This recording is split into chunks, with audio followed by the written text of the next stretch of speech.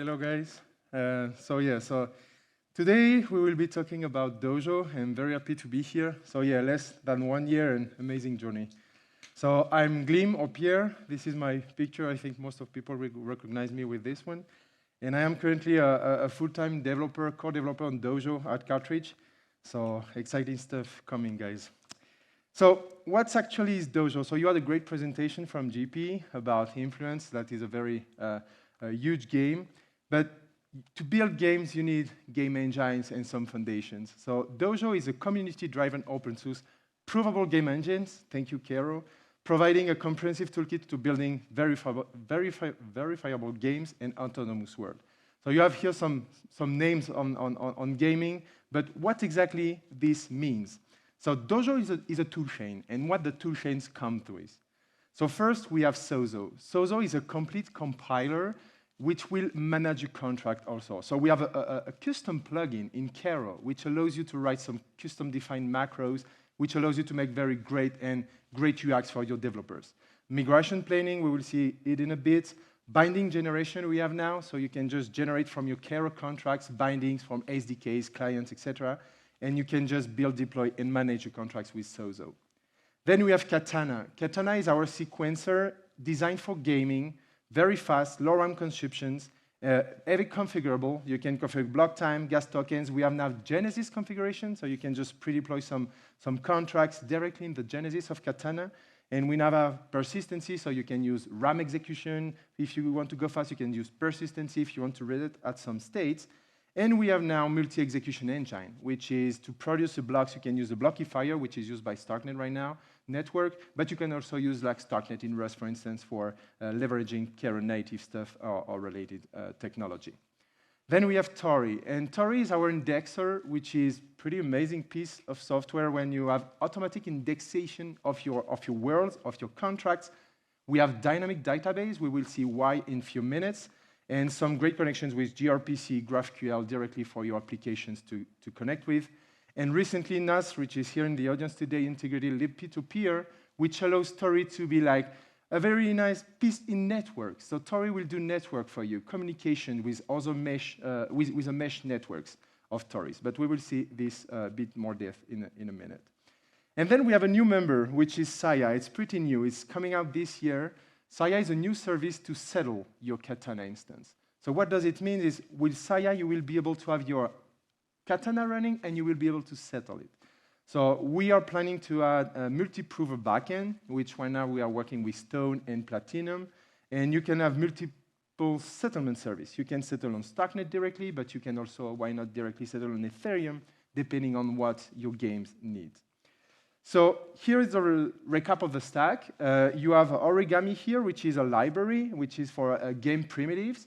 And on top of that, at Cartridge, we are building infrastructure to help you just run your game in a few seconds, deploy Katana and Tori, and manage for you. So we will see an example of that. And the arcade here, it's a world explorer, where you can just see other people's worlds, what they do, what entity they have in their world, and you can explore that. So we will see that in a minute. So how Dojo works, you all know, I think, for people that know smart contracts, that you have to define a storage with very fixed data, which we have to define types and variables. Well, with Dojo, you have your world, which is your central contract. And this world, you will be able to register models. And those models are just data, but dynamic data. It means your world is deployed, and you can then send dynamic data into your world, which will be directly indexed by Tori. And at the other side, you have your contracts, because you need to interact with this world, okay? So the contracts is just logic. You just have your logic, it's stateless, there is no storage here, it's just a gateway to go to your world. So this is how Dojo works. So if I give you an example, let's deploy our work contract. We have some models, which are data, and how the user will interact with that. It will make transactions to just invoke your systems. The system is like ECS I would say, format that Dojo is using, where you have your components, which are, in our case, the models, and the systems are just entry points. How do you communicate with your world?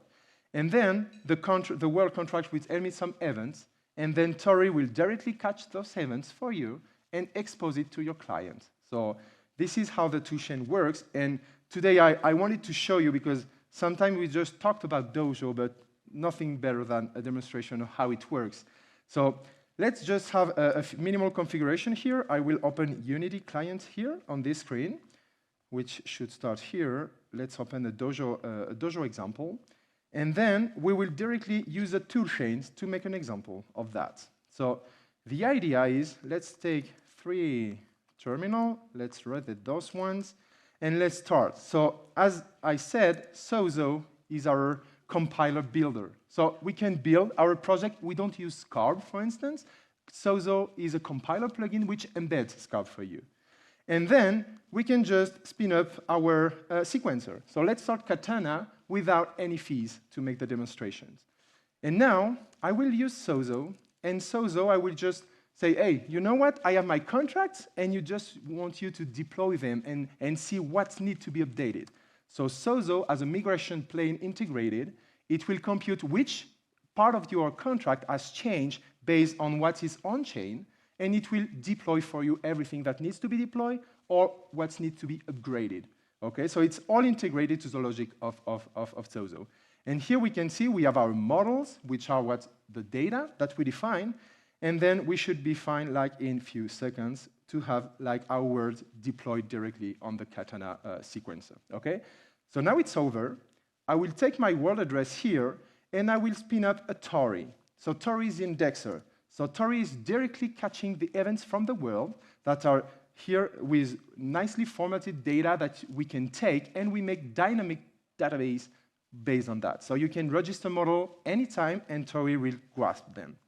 And now, what's better to visualize your data? Well, you can use explorers, etc., but in Cartridge, we're thinking more autonomous words are not isolated words. So you need to share with people what you can do, what your world contains. So here, what you have in your eyes here, it's a world explorer where I can see the data that I just deployed. I have 2 models in my contracts, okay, so they are here, but right now there is no data. I'm not interacting with those models. I'm just declaring them. So let's interact with those models. So if I start Unity here, I have a game where I will be able to spawn an entity and work with it. So first, what I need to do is, in Dojo, we have a simple permission system where you can just know who can interact with your systems. So I will just execute a little script to be sure that all my systems can interact with all my models that are inside the world, okay? And now I have done this, I can come in Unity, press spacebar, and I will just spawn an entity. And how? I just call a system with a transaction. This will spawn here, and Tori, catching this data, will just expose it to the client. So you have this logic available out of the box with the Dojo toolchain. So if I move a bit around with my entity, I will spawn another one because it will be easier to see that there is movement. So I'm just moving the entity back and forth. Every time I move is a transaction, but everything is sent over the network by the Dojo SDK in that case. So if we go back in our world, right now you can see it detects 2 entities. Oh, that's fine, I spawned 2 entities. And what can I do with those entities? Well, I can see what they are actually the state on-chain, because Tori will always fetch the later state of your entities. So right now, for instance, I can see I have 2 entities, the last direction I have made with one of them, and the remaining moves, for instance, they have. So I have 97 and 92, and if I go back in the game, I can just start moving a bit, and if I go back here, I should have my remaining updated directly by Tori, because Tori supports subscriptions. So it means you have a very reactive environment where you can just have data pulling automatically from the chain. So this being said, what's better in game when you can interact with other people? Because a game where you are alone is just a bit boring, I would say, and depending the time of game. So if I just start another Unity client, so let's start another game, and let's see there is someone that wants to interact with me. As you can see here, I am pointing to the same Tori instance, so I already have the data here. So here I am in the game 1, and here I am in the game 2. So let's just spawn a new entity in this window. Let's just move it a bit around, and if I go here, I have real-time communication between those, because they are using the same Tori. So just imagine a Tori with a mesh network. You can just have network out of the box with the Dojo stack. And let's say I want to talk to someone. I can just say salut in French, which is hola, bonjour, hi. And then with the lib peer-to-peer, we have this combination of on-chain data and off-chain systems communication data. And if I go in the other clients, I can see the one with this direction just sending me a message out of the box, thanks to how Tori connects with the clients and lib peer-to-peer network. So this is an example, and for sure this example of Unity was already built, but just to show you, the Unity example only built the capsules. All the rest of interaction with the chain is abstracted by Dojo. So it takes few minutes for someone that knows about Unity. Well, in the hack house, we have some details on some point, but you can have in few minutes something running and just you connect then your client and to work with the Dojo toolchain. So this is what I wanted to show today about the demonstration. Let's go back to the presentation right now. Check. So the next thing that I wanted to show you is, okay, a bit in depth what the Dojo toolchain looks like. So you have Katana, which is a sequencer where we deploy our world just a few seconds ago. And with Saya, which is a new service, you will unlock these settlement systems. Because app chains are great, they are nice for performances, but that's always good when you can have a connection with a base layer where you can have this verification that we talked about this morning, how we can verify something and don't have some assumption of trust. So Saya will take care of that. We'll take care of choosing a prover backend, sending this to a settlement layer, and the data availability on it. And then you have then Katana interacting with Tori. So Tori is split in two. You have a Tori server, which is the one indexing the world in permanence and having these capabilities of receiving connections with lib peer-to-peer, for instance. And then on the other side, you have the client side. So you have Tori, which is communicating with the server. And with this system of subscription between the Tori server and the Tori client, you have just automatic updates out of the box for you.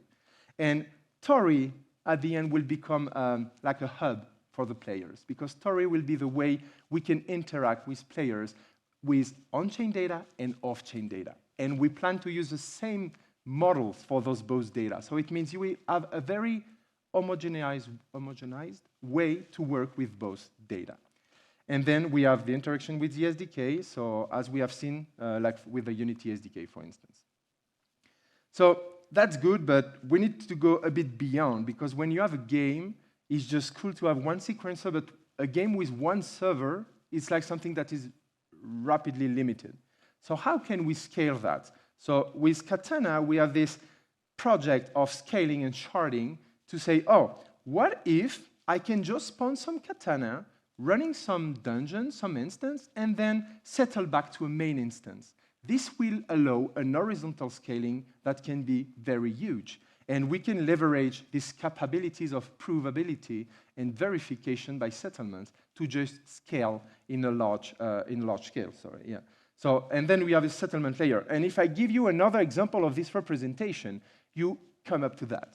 So you can have multi-region. Right now in Slot, the service that we have in Cartridge is supporting multi-regions, which means you can spawn instances of Katana anywhere in the world, and then you can just play with people with low latency, because a game with high latency is just hard to play. So let's say we have here, let's say the main Katana instance, and we just spin up an instance for the dungeon, because for a dungeon you have perhaps like 5 people interested to run it. So you run the dungeon, you have low latency, you have fast execution, and then you just settle the new state of the results of your dungeon into the base layers, which can go up to Ethereum. So this is something that we are very excited about, and we have like few teams building in the Hacker House and Dojo. So we hope that you enjoy it, and just feel free to reach out to us. We have some studios that are very interesting to work with us. So if you know people that are eager to build games, like it's just a good moment to come and build with Dojo. So this is a QR code for our page. And well, thank you very much for this, because I mean, Dojo is an exciting project. StarkNet ecosystem is growing very fast, and we can build very amazing things together. So thank you very much.